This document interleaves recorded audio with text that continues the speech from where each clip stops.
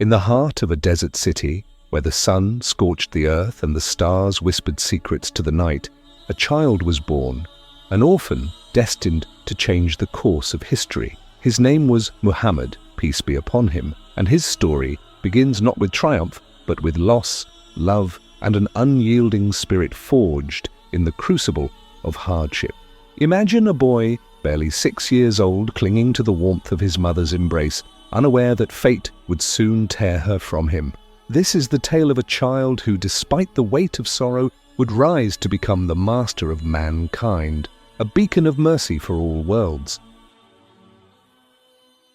In the bustling city of Mecca, under the watchful gaze of the Kaaba, young Muhammad, peace be upon him, grew in the tender care of his mother, Amina. She was his world, her love a fortress against the void, left by a father he never knew. At 4, he returned to her arms after years with his wet nurse, Halima, his heart swelling with the joy of reunion.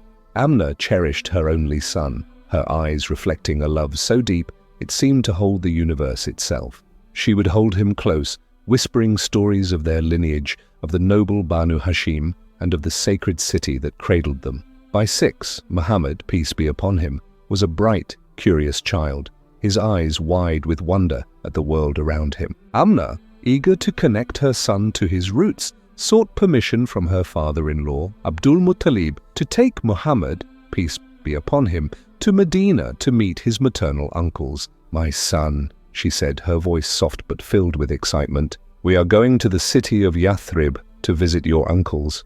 You'll love it there."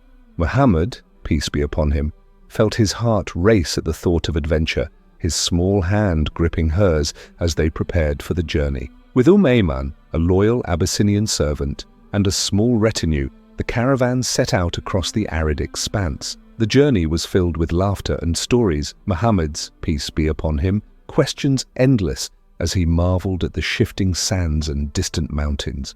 In Medina, they were welcomed with open arms, the boy's uncles showering him with affection. For days, they lingered, the bonds of family growing stronger under the warm desert sun. But as they prepared to return to Mecca, calamity descended like a merciless storm, shattering their world in an instant. But as the caravan turned toward Mecca, a merciless gust of fate swept through, chilling the air with sorrow. Amina, the light of her son's world, fell ill, her once vibrant spirit fading like the last ember of a dying desert sun. Picture the scene. Little Muhammad, a mere 6 years old, his innocent eyes wide with a fear he could not name, kneeling beside his mother on the barren sands of Abwa. Her frail hand reached for his, her breaths shallow, each one a dagger to his tender heart. Amina's gaze, brimming with a mother's boundless love, locked onto her precious son, her orphaned child, already bereft of his father. "My beloved," she whispered, her voice trembling like a leaf in the wind. "I will always be with you."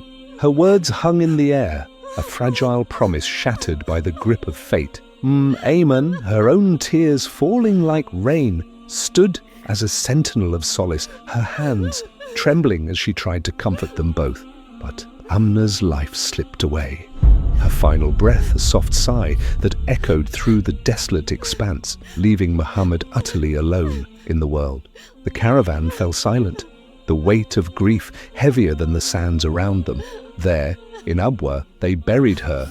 Muhammad's small hands, trembling and stained with the earth, helped lay his mother to rest. Imagine the agony, a 6-year-old, his tiny frame shaking with sobs, watching as the desert claimed the one who had been his everything. He had no father, no siblings, only her, and now she was gone, her grave a haunting marker on the path back to Mecca. Ayman, her heart breaking with each of the boy's anguished cries, wrapped him in her arms, her tears mingling with his as she whispered words of comfort that felt hollow against such loss. The journey back to Mecca was a mournful procession, each step heavier than the last, the joy of their departure replaced by a sorrow that clung like a shadow. Upon reaching Mecca, Ayman brought the devastating news to Abdul Muttalib, whose weathered face crumpled with grief. The mighty chief of Mecca, a pillar of strength, fell to his knees as he drew Muhammad into his embrace, his own tears soaking the boy's hair. my child, my heart," he murmured, his voice thick with emotion. "I will love you as my own. I will be your shield, your haven." From that moment, Abdul Muttalib vowed a love fiercer than for his own sons, raising Muhammad with a grandfather's unwavering devotion, determined to mend the shattered pieces of his young heart. Abdul Muttalib, the revered chief of Mecca, became Muhammad's, peace be upon him, guardian, his love a balm for the boy's wounded heart. He treated Muhammad, peace be upon him, not just as a grandson, but as a treasure, showering him with a tenderness he reserved for no one else, not even his own sons. In the shade of the Kaaba, where Abdul Muttalib held court, Muhammad, peace be upon him, was a constant presence, his grandfather's pride evident in every glance. The boy, now 8, was a quiet but observant child, his eyes absorbing the world with a wisdom beyond his years. One day, as Abdul Muttalib sat on his mat inside the Kaaba, a place of honor reserved solely for him, Muhammad, peace be upon him, in his innocence climbed onto it. His uncles, the sons of Abdul Muttalib, protested, their voices sharp. "This is our father's place. Move, Muhammad!" But Abdul Muttalib, approaching with a gentle smile, silenced them. "Let my son sit," he declared, his voice firm yet warm. "By God, he has a great destiny." The uncles fell silent, awed by their father's conviction, unaware that they stood in the presence of a future prophet. Abdul Muttalib's love was fierce and protective. Once, when Muhammad, peace be upon him, was sent to tend camels and did not return as expected, panic seized the old man. He circled the Kaaba, his heart pounding, praying fervently, "O Lord, bring my rider Muhammad, peace be upon him, back to me." When Muhammad, peace be upon him, finally appeared, safe and unharmed, Abdul Muttalib rushed to him, enveloping him in a desperate embrace. "My son," he vowed, "I will never send you away again. You will stay by my side always." From that day, Muhammad, peace be upon him, was his grandfather's shadow, cherished and guarded with unmatched devotion. Yet the trials of life, ever unyielding in their course, brought Muhammad, peace be upon him, to face another wave of profound sorrow at the tender age of 8. Abdul Muttalib, the steadfast pillar of love and security, who had anchored the boy's fragile world after the loss of his mother, fell prey to a merciless illness, his once strong frame weakening until his final breath slipped away into the silence. The air in Mecca grew thick with mourning as the revered chief, with the last embers of his strength, called his son Abu Talib to his side. His voice, though faint, carried the weight of a sacred trust as he pleaded, "Care for him, Abu Talib, my precious Muhammad, peace be upon him. He is no ordinary child. He is destined for a greatness that will resonate through the ages." With those tender words, Abdul Muttalib's spirit ascended to his Lord, his eyes lingering on his grandson with a love that transcended the bounds of this world, leaving behind a void that seemed to dim the very stars. Into this chasm of grief stepped Abu Talib, a man of humble means but with a heart as vast as the desert sky, the full brother of Muhammad's late father, Abdullah. With unwavering devotion he opened his home to the grieving boy, wrapping him in an embrace that whispered of hope and new beginnings. Though the wounds of loss carved deep furrows of sorrow into Muhammad's, peace be upon him, young heart, within the warmth of Abu Talib's household, he found a fragile semblance of family.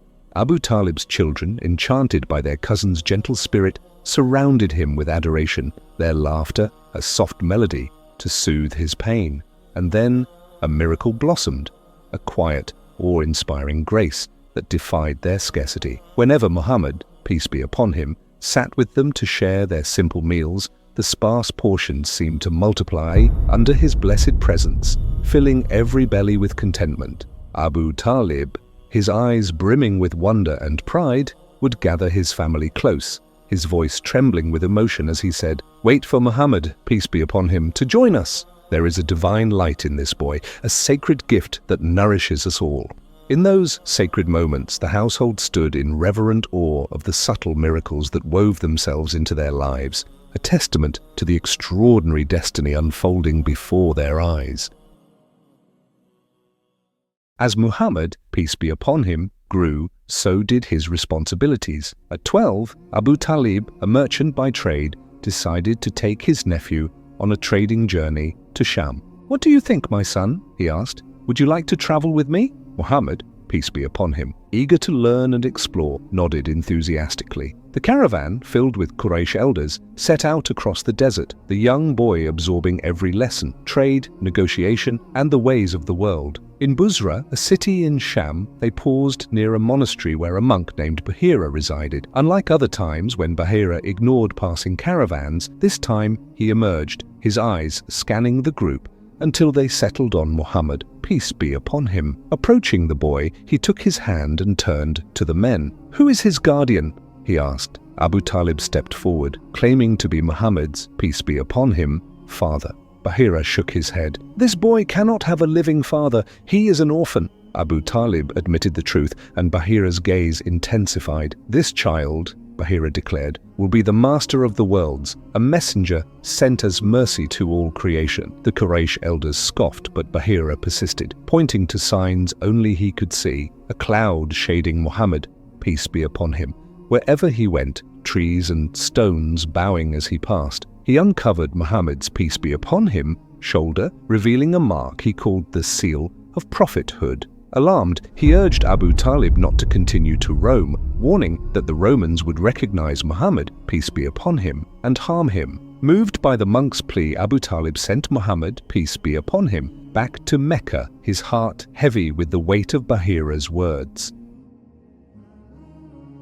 Back in Mecca, Muhammad, peace be upon him, took up work as a shepherd, tending the flocks of Meccan families for modest pay. The solitary life among the hills taught him patience, compassion, and resilience. While Mecca pulsed with vice, idolatry, gambling, and immorality, Muhammad, peace be upon him, remained untouched, his heart guarded by divine protection. At 14, curiosity stirred within him. He wondered about the nightlife of Mecca, where boys his age gathered. "Tend my sheep tonight," he told a companion. "I want to see what the others do." Descending into the city, he approached a house alive with music and revelry, a wedding celebration. But as he drew near, a strange force overcame him. He fainted, waking only at dawn, the night's events a mystery. Twice more he tried, and twice more he collapsed, shielded by God from the temptations of Mecca's underbelly. These moments were not mere accidents, but divine interventions, preserving Muhammad, peace be upon him,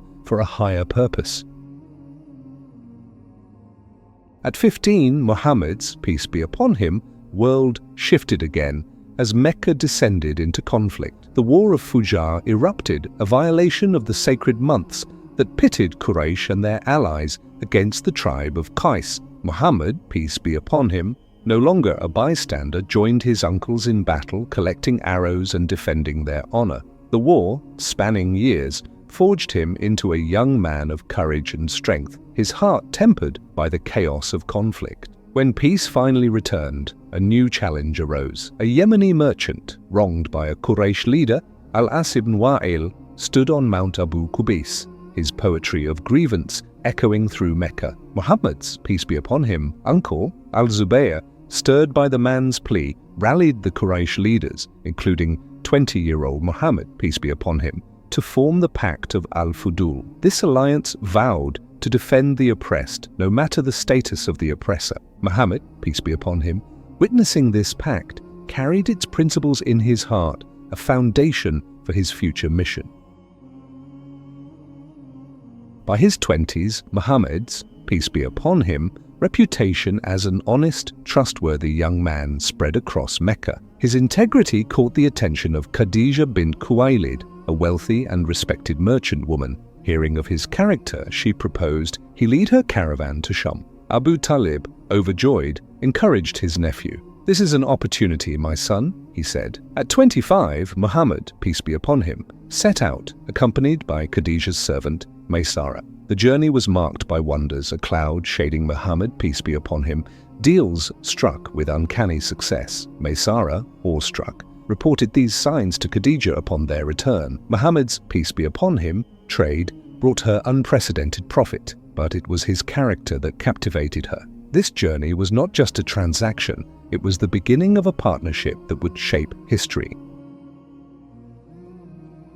From the loss of his parents to the trials of war, Muhammad's, peace be upon him, early life was a tapestry of sorrow and strength. Each hardship, each moment of love was a thread in the divine plan, preparing him for prophethood. As we leave him at 25, standing on the cusp of greatness, we see not just a man, but a mercy to the worlds, his heart ready to carry the message that would illuminate humanity. Join us in the next episode as Muhammad's, peace be upon him, journey continues, where love, faith, and revelation will intertwine to forge the path of the final prophet.